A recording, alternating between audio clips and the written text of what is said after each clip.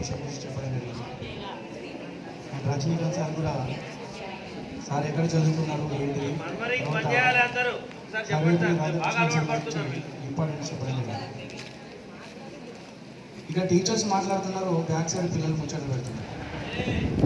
నేను ఇక్కడ వారిపైన ఒక కొటేషన్ ఏంటంటే బలం యొక్క రహస్యం ఏకాగ్రతను కాదు. ఎవరు ఎవరైనా కాన్సన్ట్రేషన్ చేస్తారో వాళ్ళే పవర్ఫుల్ పర్సెంటేజ్ ఉంటారు. అది గుర్తుపెట్టుకోవాలి. సో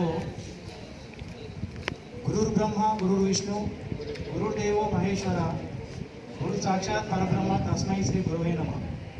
సో దీనికి మీ అందరికీ అర్థం తెలుసు అనుకుంటున్నాను. సో అర్థం తెలిస్తే టీచర్ యొక్క ఇంపార్టెన్స్ ఏంటిదని తెలుస్తుంది.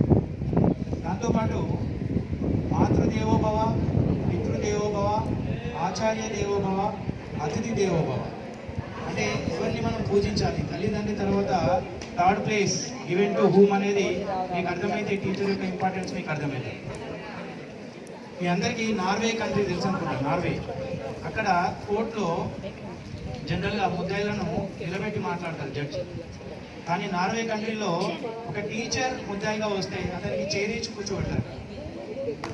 అంటే ఆ కంట్రీలో ఉపాధ్యాయునికి ఎంత రెస్పెక్ట్ ఇస్తున్నారు అనేది మనం గుర్తుపెట్టుకోవాలి.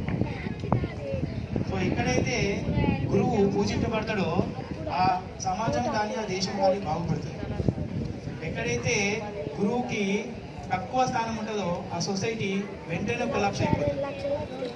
సో మనము సెప్టెంబర్ 5th రోజే టీచర్స్ డే ఎందుకు జరుపుకోవాలి అంటే ఆ రోజు సర్వేపల్లి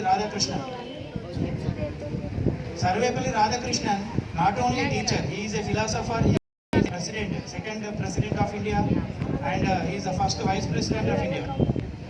సో అతని బర్త్డేని మనము ప్రెసిడెంట్ డే గాను లేకపోతే వైస్ ప్రెసిడెంట్ డే గాను జరుపుకోకుండా కేవలం టీచర్స్ డే మాత్రమే ఎందుకు జరుపుకుంటున్నామంటే అతను ఒక ఇంటర్వ్యూలో ఒక జర్నలిస్ట్ అడిగిన ప్రశ్నకి చెప్పిన సమాధానం ఏంటంటే లైఫ్ టైంలో ప్రెసిడెంట్గా పనిచేసిన, వైస్ ప్రెసిడెంట్గా పనిచేసిన, టీచర్గా పనిచేసిన, కానీ నాకు ఇవన్నిటికంటే నా టీచింగ్ ప్రొఫెషన్ అంటే నాకు చాలా ఇష్టం అని చెప్పడం జరిగింది.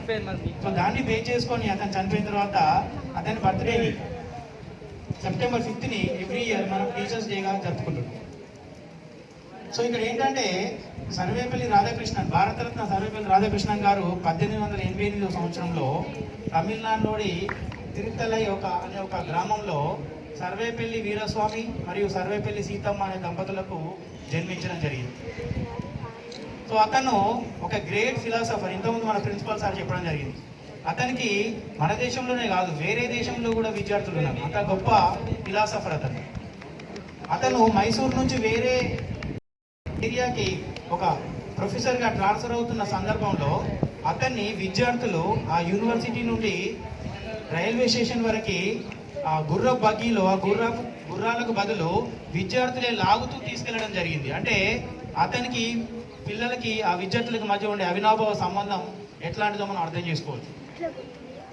సో ఇక్కడ మనం ఏంటంటే చాలా కాలంలో ఈ ఉపాధ్యాయులని సినిమాలలో కానీ సీరియల్స్లో కానీ కమెడియన్స్గా జోకర్లుగా చూపించడం జరుగుతుంది. సో దాంతో మన సమాజం పతనం అనేది స్టార్ట్ అవుతుంది. సో మిగిలిన స్కూల్స్తో కంపేర్ చేస్తే the gurukul teachers are special teachers. We are not only teachers, మేము చాలా రోల్స్ ప్లే చేస్తున్నాం. మేము వాచ్మెన్ రోల్ కూడా ప్లే చేస్తున్నాం. ఇక్కడ మేము సీటీగా కేర్ టేకర్గా రోల్ కూడా ప్లే చేస్తున్నాం. ఎన్నో అవాంతరాలున్నా ఎన్నో ఇబ్బందులున్నా కూడా మేము మీకోసం మీ బంగారు భవిష్యత్తును తీర్చిదిద్దడం కోసం ఇక్కడికి వచ్చి పనిచేస్తున్నాం. సో దాన్ని మీరు అందరూ అర్థం చేసుకొని మీ రోల్ ఏంటిదనేది మీరు గుర్తుపెట్టుకోవాలి. సర్వేపల్లి రాధాకృష్ణన్ గురించి తెలుసుకోవడం మర్చిపోవడం కాదు. అసలు టీచర్ అంటే ఎవరు? తరగతి గదిలోనే రూపొందించుదని ఇంతకుముందు మన ప్రిన్సిపల్ సార్ చెప్పడం జరిగింది. సో తరగతి గదిలో ఆ రోల్ ప్లే చేసేది ఎవరంటే టీచర్ మాత్రమే. సో మేము లేకపోతే అసలు సొసైటీలో మొత్తం సొసైటీ ఉండదు. సో అందుకని టీచర్ ఇంపార్టెన్స్ అనేది గుర్తుపెట్టుకోవాలి. టీచర్స్ చాలామంది టీచర్ల పైన జోకులు వేయడం, కామెంట్స్ చేయడం జరుగుతుంది. సో దానికి ఫలితాన్ని వాళ్ళే అనుభవిస్తూ ఉంటారు, తర్వాత వాళ్ళకి అర్థమవుతూ ఉంటుంది. నాకు చెప్పిన విద్యాబుద్ధులు నేర్పిన టీచర్లు నన్ను ఎంతోమంది మందలించడం జరిగింది, దండించడం కూడా జరిగింది. కానీ ఇప్పుడు కట్ చేస్తే వాళ్ళు అట్లా చేసింది కాబట్టి నేను ఈ పొజిషన్లో నిలబడుతున్నాను. సో మనల్ని ఒక టీచర్ మందలించారు లేదా కొట్టారు అంటే there should be a reason.